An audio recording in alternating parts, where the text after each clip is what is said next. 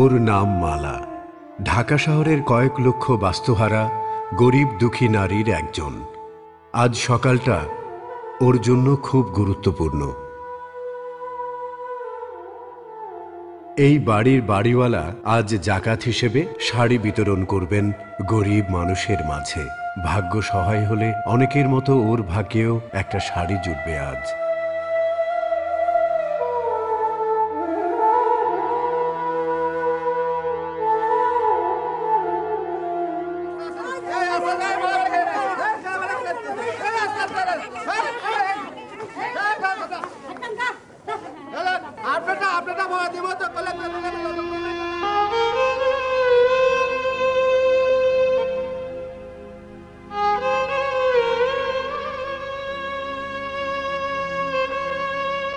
মালার মতো সালেহার আশা পূরণ হয়নি, তাই সে রওনা দিয়েছে অন্য কোনো ঠিকানার উদ্দেশ্যে, একটি শাড়ি পাবার আশায়।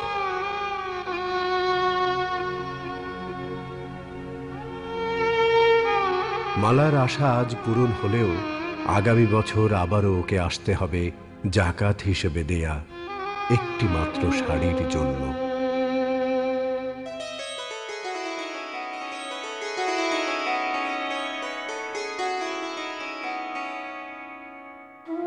বাংলাদেশে প্রাকৃতিক দুর্যোগে বাস্তবভিটা হারায় অজস্র মানুষ।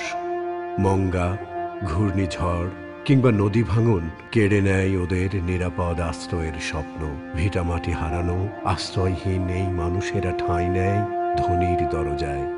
প্রতি বছর সচ্ছল মানুষ হিসেবে আমরা ব্যস্ত হই স্রষ্টার নির্দেশ জাকাত আদায়ে।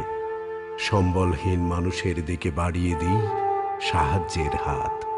রোজার মাসে বিত্তবানদের আঙিনার এই দৃশ্য আমাদের অনেকেরই চেনা। একটি মাত্র শাড়ি বা লুঙ্গির আশায় ছুটে আসা অভাবী মানুষের কাড়াকাড়ি, যারা ছুটে আসে প্রতি বছর, বছরের পর বছর ধরে, যারা নিঃস্ব আর অভাবেই থেকে যায়। কারণ যুগ যুগ ধরে আমরা লালন করে আসছি জাকাত সম্পর্কে ভুল ধারণা। আমরা যেভাবে জাকাত দিই সেই জাকাতটা একটু অন্যভাবে দিলে আরও বেশি এফেক্টিভ হয়। আমরা কি করি, কেউ হয়তো হিসেব করে দেখে যে আমার এই আর্নিং হয়েছে, এই আর্নিংয়ের পরে আমার কাছে এত টাকা আছে, সেই টাকার আমি 2.5% আমি জাকাত দিব। তখন কিছু গরিব মানুষকে কিছু শাড়ি দেয়, কিছু লুঙ্গি দেয়। জাকাত দারিদ্র নিরসনের একটা উপায়। ওই যে লোকটা এসেছিল রাসূল একজনের সাহায্য চাইতে, রাসূল জিজ্ঞেস করলেন তোমার কি আছে? বলে আমার কিছু নেই। কিছুই নেই? বললেন না, আমার কিছু কাপড় চোপড় আছে। সেগুলো বিক্রি করে তিনি একটা কুঠার কিনতে বললেন। কুঠারটা হলো কিন্তু টেকনোলজি। উনি তো সবাই সাহাবাকে বলতেন এই তোমরা একদিন একে খাইও, তাহলে 300 জন লোক ওকে খাওয়ালে ও তো 1 বছর ওরা কাজ করতে হতো না। তা তো বললেন না, কর্মময় জীবন। ইসলাম কিন্তু কর্মের ধর্ম।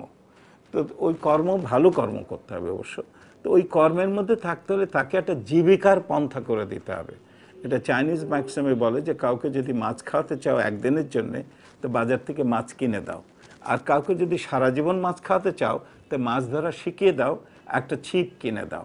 যদি সংঘবদ্ধভাবে আমরা সবাই মিলে যদি একটা জায়গায় দিই এবং আমাদের যদি ফেথ থাকে যে এই টাকাটা শুদ্ধভাবে খরচ হবে, তাহলে এটা কিন্তু একটা বিরাট আকার ধারণ করতে পারবে।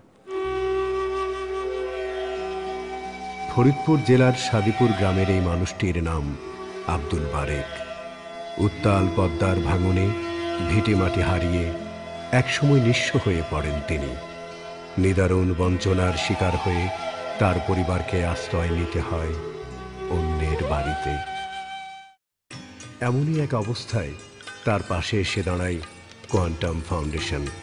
2009 সালে কোয়ান্টাম জাকাত ফান্ডের অর্থে তাকে কিনে দেয়া হয় একটি ট্রাক্টর।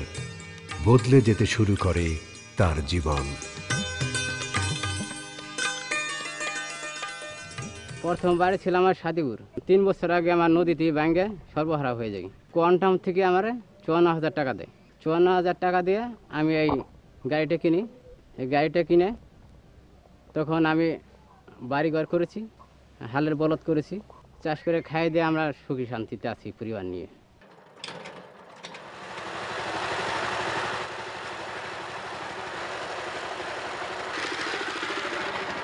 জাকাত আদায় যেমন ফরজ, তেমনি সংঘবদ্ধভাবে জাকাত আদায় করা অত্যন্ত জরুরি।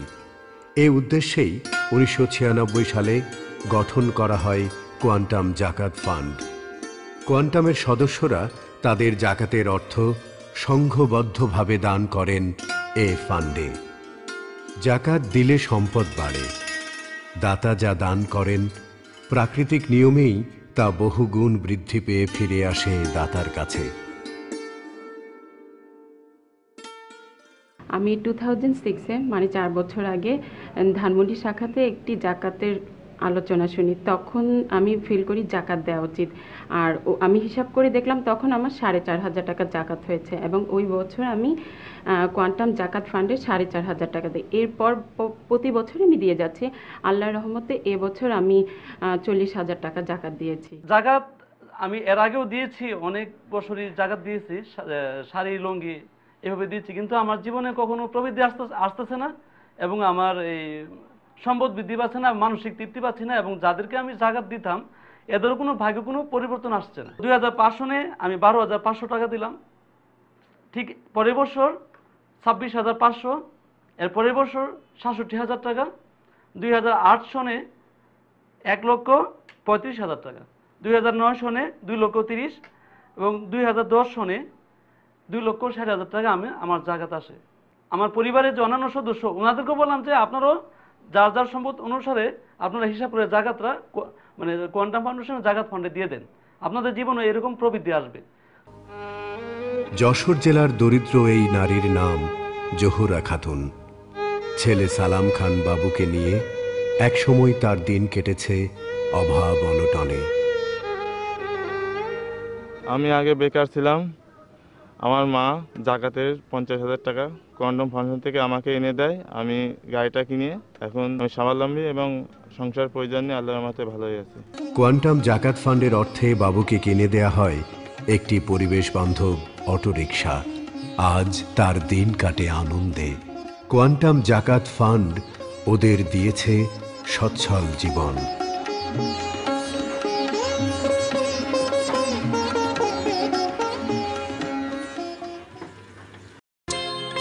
যশোরের সালাম খান বাবুর মতো কোয়ান্টাম জাকাত ফান্ড সচ্ছলতা ফিরিয়ে দিয়েছে মাগুরা জেলার শতখালী ইউনিয়নের তরুণ দলিল উদ্দিনের জীবনেও। আমি কোয়ান্টাম ফাউন্ডেশনের জাকাত ফান্ড থেকে 5টা গরু নেওয়ার পরে আমি কিছু লাভবান হওয়ার পরে কোয়ান্টাম ফাউন্ডেশন আমাকে আবার প্রস্তাব দিয়ে যে তোমাকে আবার গরু দেবো। তার মাধ্যমে আমাকে 3টে গরু অলরেডি দিয়েছে। আমি এটা 3টে লালন পালন করছি এবং পুনরায় আমাকে 7টা গরু কিনে দেবে ইদানিং আর কি। আমি কোয়ান্টামের জাকাত ফান্ড থেকে গরুর প্রজেক্ট শুরু করছি এবং গরুর প্রজেক্ট শুরু করে আমি নিজেই স্বাবলম্বী হয়ে ভবিষ্যতে নিজেই যাতে জাকাত দাতা হতে পারি, এটাই আমার ইচ্ছা আকাঙ্ক্ষা। কোয়ান্টাম জাকাত কার্যক্রমের মূল উদ্দেশ্য দুস্থ ও অসহায়দের স্বাবলম্বী করে গড়ে তোলা। জাকাত ফান্ডের অর্থে যশোর, মাগুরা, রাজশাহী, পার্বত্য চট্টগ্রাম সহ আরও কয়েকটি জেলায় বনজ, ফলজ, পশু সম্পদ ইত্যাদি নানা ধরনের কার্যক্রম পরিচালিত হচ্ছে। যেমন পশু সম্পদ প্রকল্পের আওতায় কোনো অসহায় পরিবারকে জাকাতের টাকায় 1 বা একাধিক গরু কিনে দিচ্ছি আমরা। সেই গরু লালন পালন করে তারা খামার প্রকল্পে উদ্যোগী হচ্ছে, ফলে তাদের জীবনে ক্রমশই আসছে সচ্ছলতা। বান্দরবান জেলায় কোয়ান্টাম পল্লী কোয়ান্টাম মমে রয়েছে মুরগির খামার প্রকল্প, সেখানে আরও রয়েছে ভেড়া প্রজেক্ট, কাঁঠাল বাগান ও ফেব্রিকানে কোয়ান্টাম শিশুকানন স্কুলের শিক্ষার্থীদের ইউনিফর্ম, স্কুল ব্যাগ ইত্যাদি তৈরির মাধ্যমে সেলাই প্রশিক্ষণ দেওয়া হয়। এভাবে নানা উদ্যোগের মাধ্যমে জাকাতের অর্থে স্বাবলম্বী হয়েছে কয়েক শত পরিবার। আমরা মন ছবি দেখছি আজকের এই জাকাত গ্রহীতারাই একদিন জাকাত দাতায় পরিণত হবেন। বান্দরবান জেলার লামা থানায় সবুজ ঘেরা এই গ্রামের নাম কোয়ান্টামম। এরই মাঝে প্রতিষ্ঠিত আলোকিত মানুষ গড়ার শিক্ষালয় কোয়ান্টাম শিশু কানন। পাহাড়ি যে মানুষের কাছে জীবন বলতে ছিল শুধুই প্রকৃতির সাথে যুদ্ধ করে বেঁচে থাকা, তাদেরই সন্তানরা আজ গড়ে উঠছে সুশিক্ষিত নাগরিক হিসেবে। আর এসব অসহায় শিশুদের পুষ্টির একটি অংশ আসে কোয়ান্টাম জাকাত ফান্ডের অর্থে। শিক্ষা, খেলাধুলা, সাংস্কৃতিক কর্মকাণ্ড সব ক্ষেত্রেই সফলতার দৃষ্টান্ত স্থাপন করেছে কোয়ান্টাম শিশু কাননের শিক্ষার্থীরা। পুষ্টিকর খাবারের পাশাপাশি ওরা পায় আধুনিক চিকিৎসা সেবা পার্বত্য জনপদে, যা কিছুকাল আগেও ছিল অকল্পনীয় ব্যাপার। শিশু কাননের পাশাপাশি দুস্থদের সাহায্যে জাকাতের অর্থে নানাবিধ প্রকল্প নিয়ে এগিয়ে এসেছে কোয়ান্টাম ফাউন্ডেশন।